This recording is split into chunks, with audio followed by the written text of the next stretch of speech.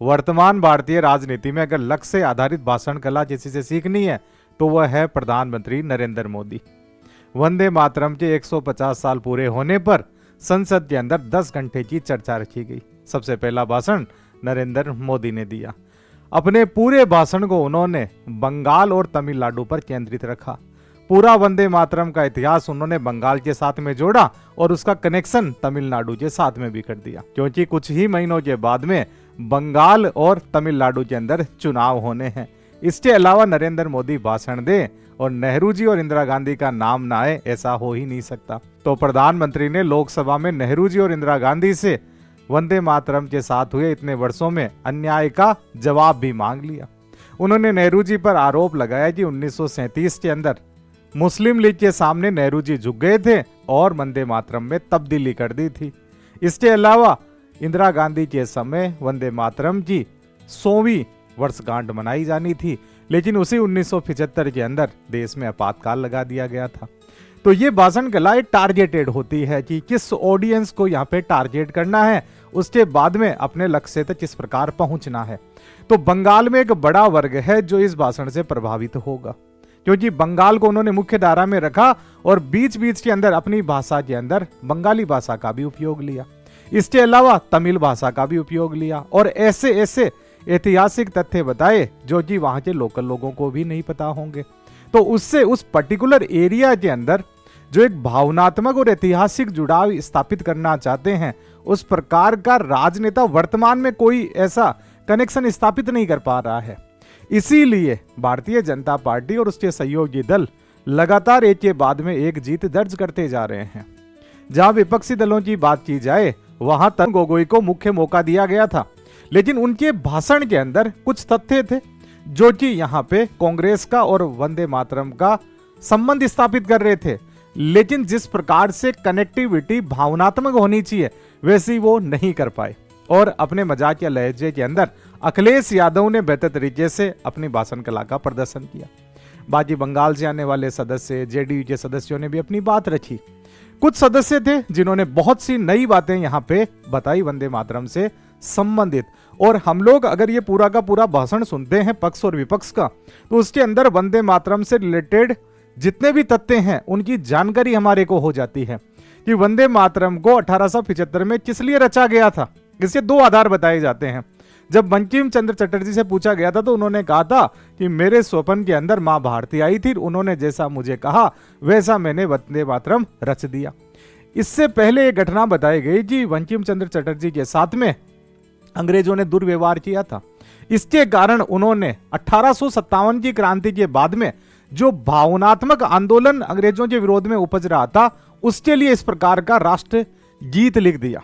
फिर कांग्रेस ने इसे 1896 के अंदर अपना लिया था। बकायदा रविंद्रनाथ ठाकुर ने इसे गाया भी था।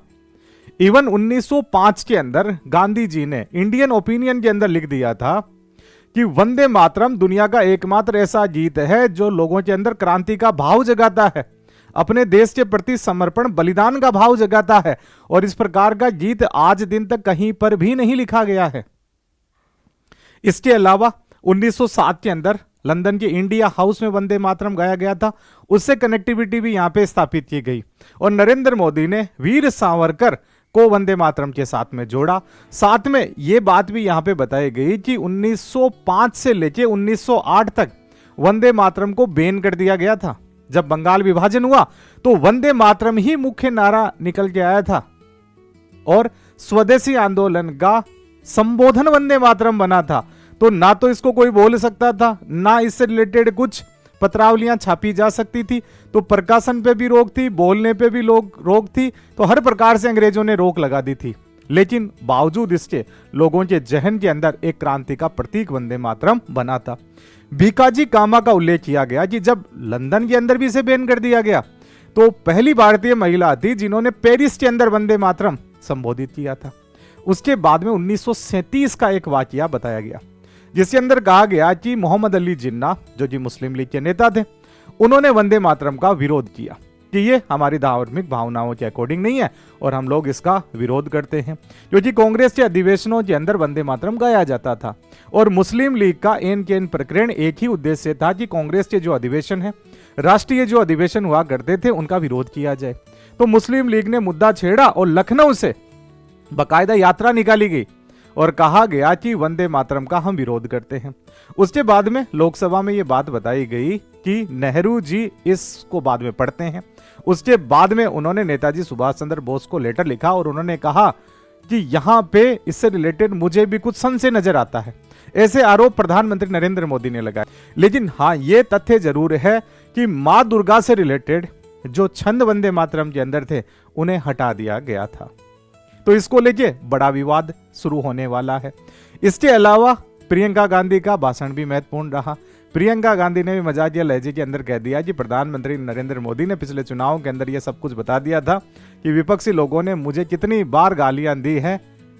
अब ये काम कीजिए जिस प्रकार से हम लोगों ने वंदे मातरम के लिए 10 घंटे अलॉट किए हैं, वैसे काम कर दीजिए। पूरी नेहरू जी के जितने भी आपके पास में आरोप है, उनसे नाराजगियां हैं, उनसे जो गलती हुई है उनकी एक लिस्ट बना लीजिए और एक चर्चा का समय रख लीजिए। उसके बाद में आपको एक साथ ही चर्चा का समय दे देंगे। भविष्य में बार बार उनका नाम लेने की जरूरत नहीं रहेगी। तो यहां पे इस वंदे मातरम के भाषण से रिलेटेड बहुत सारी जानकारियां हमारे को समझ में आई है। किस प्रकार से तमिलनाडु, आंध्र प्रदेश के अंदर इस आंदोलन को आगे बढ़ाया गया था और जो अमृत भारत महोत्सव है उसके बारे में भी कुछ सदस्यों ने अपनी बातें कही। तो पक्ष और विपक्ष तो अपनी बात रखेगा ही, क्योंकि यहाँ पे परसेप्शन सेट करना होता है कि हम वंदे मातरम के पक्षधर हैं, ये विरोधी हैं। तो दोनों ने ही अपनी अपनी बातें रखी। लेकिन यहाँ पे जो मुख्य बात है वो ये है कि वंदे मातरम से रिलेटेड इस प्रकार का सेशन रखकर हमारी संसद के अंदर ये ट्रेंड स्थापित किया गया है कि हमारे जो राष्ट्रीय प्रतीक हैं, जो राष्ट्रीय गीत है, जिसे बकायदा 24 जनवरी सन 1950 को संविधान सभा ने अपनाया था, उसको लेके आज भी हमारा भावनात्मक जुड़ाव है। और दुनिया के सर्वश्रेष्ठ राष्ट्रीय गीतों में से एक हमारा वंदे मातरम है, जिसमें जोश भी है, ले भी है, ताल भी है, सभी चीजों का मिक्सअप हमें देखने को मिलता है। तो इस प्रकार के बंगाल से उठे इस सांस्कृतिक आंदोलन को आज हमारी संसद के अंदर बेहतर तरीके से सम्मान दिया गया और ये सभी भारतीयों के लिए गर्व की बात हो जाती है।